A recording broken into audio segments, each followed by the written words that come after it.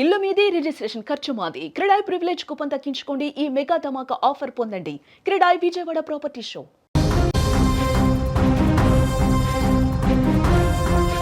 Cinema అదో రంగుల ప్రపంచం, చూడటానికి ఎంతో అందంగా ఉంటుంది. కానీ ఆ వెలుగుల వెనుక ఎవరికీ కనిపించని గాఢాంధకారం ఉంటుందని మరొకసారి రుజువైంది. కానీ తమిళ బుల్లితెర నటి నందిని తీసుకున్న ఆ ఒక్క నిర్ణయం ఇండస్ట్రీని కన్నిటి సముద్రంలో ముంచేసింది. నిన్నటిదాకా టీవీ స్క్రీన్ మీద నవ్వులు చిందించిన ఆ ముఖం నేడు విగత జీవిగా మారింది.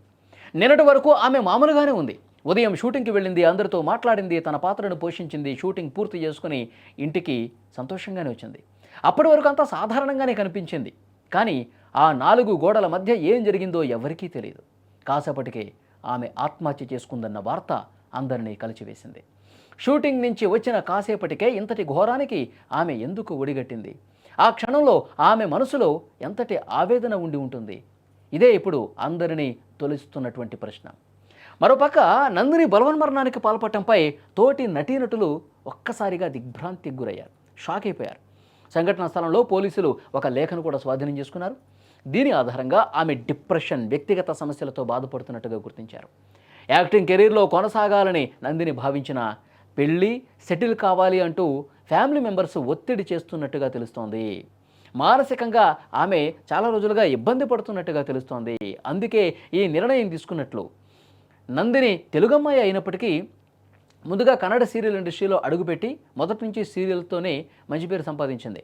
ఆ తర్వాత తమిళంలో ప్రసారమైన గౌరీ సీరియల్ ద్వారా చాలా గుర్తింపు తెచ్చుకుంది. సీరియల్లో ఆమె చేసిన ద్విపాత్రాభినయం ప్రేక్షకులను బాగా ఆకట్టుకుంది.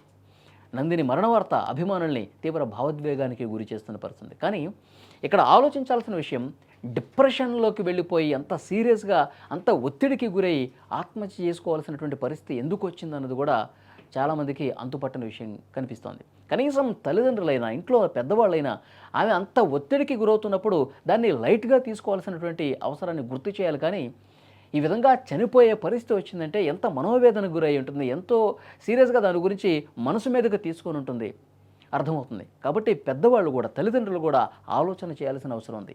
నందిని కూడా ఈ నిర్ణయం తీసుకునే ముందు ఒక క్షణం ఆలోచన చేయాల్సింది.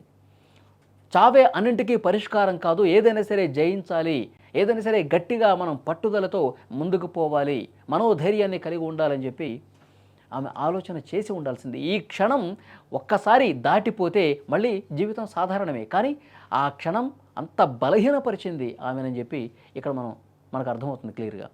సో డెఫినెట్గా ఆమె చేసింది తప్పు, అటు తల్లిదండ్రుల తప్పు కూడా ఇక్కడ కనిపిస్తోంది.